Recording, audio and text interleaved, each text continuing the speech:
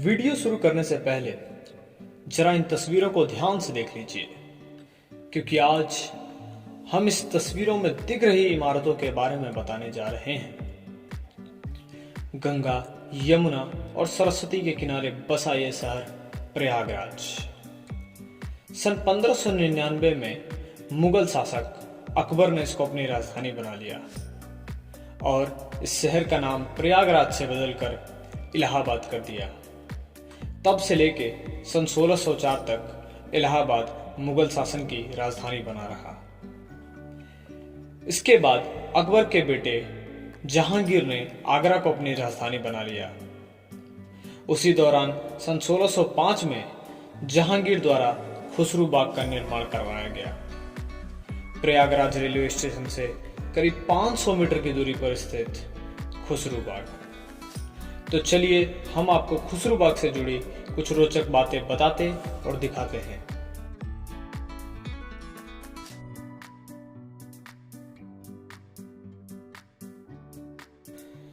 खुसरू बाग का नाम जहांगीर के बेटे खुसरो के नाम पर रखा गया। यह बाग करीब 64 एकड़ में फैला हुआ है, जिसकी दीवारें 20 फीट ऊंची हैं। बगीचों के शौकीन मुगल शासक जहांगीर ने इसका निर्माण सन 1605 में शुरू कराया, जो कि सन 1627 में जाकर पूरा हुआ। इस कार्य के लिए जहांगीर के भरोसेमंद कारीगर अक्का राजा द्वारा इसका नक्शा सन 1606 से 1607 के बीच तैयार किया गया। पहले इस बाग का निर्माण जहांगीर के आरामगाह के तौर पर किया गया। बाद में इस बाग के अंदर मकबरों का निर्माण हुआ। इस बाग में सबसे पहले शाह बेगम का मकबरा बनवाया गया।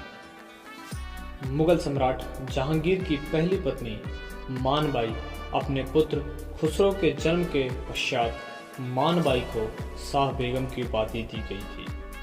इसी कारण से इस मकबरे का नाम शाह बेगम का मकबरा रखा गया। मानबाई अजमेर के राजा भगवत दास, जो उस समय पंजाब के गवर्नर थे, उनकी पुत्री थी और राजा मान सिंह की बहन थी।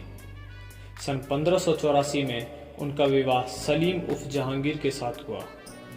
राजकुमार सलीम ने इलाहाबाद से ही अपने पिता अकबर के खिलाफ चल रहे विद्रोह का नेतृत्व किया।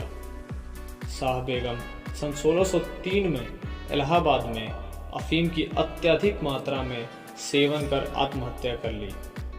वह पिता और पुत्र के बीच चल रही कड़वाहट को लेकर बहुत ही ज्यादा चिंतित और दुखी थी।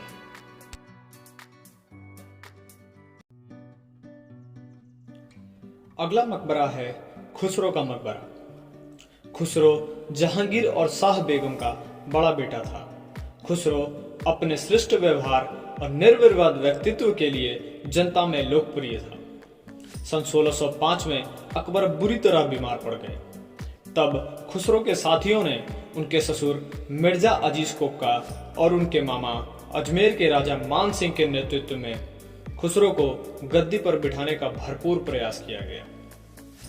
परंतु अकबर ने अपने अंतिम समय में सलीम को गद्दी पर नियुक्त कर दिया और सलीम को जहांगीर की पदवी से नवाजा। जहांगीर के गद्दी पर बैठने के कुछ ही महीने बाद खुसरो ने विद्रोह कर दिया, परंतु वह जहांगीर द्वारा परास्त कर दिया गया। उसे गिरफ्तार कर अंधा कर दिया गया। अपने भाई खुर्रम उर्फ शाहजहां की देखरेख में बंदी रहते हुए सन 1622 में उनकी मृत्यु हो गई।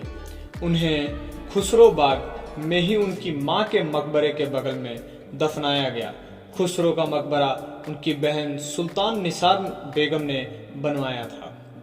यह इमारत अष्टकोणीय आकार की संरचना पर बने स्तंभों पर विशाल गुंबद से ढकी है, जिसके कोनों पर छोटी छोटी छतरियां बनी हैं। इस कक्ष के भीतरी हिस्से में सनोवर और वृक्ष की डिजाइनों से सजे हैं। गुंबद पर तारों और ज्यामितीय शैली से चित्रण किया गया है।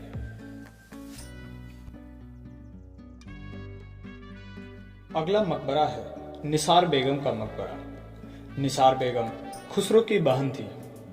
निसार बेगम का मकबरा शाह बेगम के मकबरे के समीप स्थित है। इस मकबरे का निर्माण सन 1624 से 25 में स्वयं उन्हीं के द्वारा खुसरो के मकबरे के निर्माण के समय ही कराया गया था। यह मकबरा कभी भी समाधि के लिए प्रयोग नहीं किया गया। इस मकबरे की वास्तविक संरचना बहुत ही प्रभावशाली है। यह मकबरा एक ऊंचे चबूतरे पर बना है। मकबरे को आंतरिक भाग में पुष्प, सनोवर के वृक्षों एवं तारों को वृत्तिक ढंग से प्रस्तुत कर सजाया गया है। अंग्रेजों के समय सन 1857 के विद्रोह के दौरान मौलवी लियाकत अली के अधीन सिपाहियों का मुख्यालय बनाने के लिए भी इस बाग का प्रयोग किया गया था। जानकारों की माने तो आने वाले लोगों की जो भी मन्नतें थीं वो जरूर पूरी होती थी। मन्नतें पूरी होने पर मुख्य द्वार के गेट पर घोड़े की नाल ठोकने की परंपरा थी। यहाँ लगी घोड़े की नाल इस बात का सबूत देती है। आज के लिए इस वीडियो में बस इतना ही। अब आपसे मिलते हैं अगली वीडियो में किसी और नए विषय पर कुछ और नई जानकारी लेकर। धन्यवाद।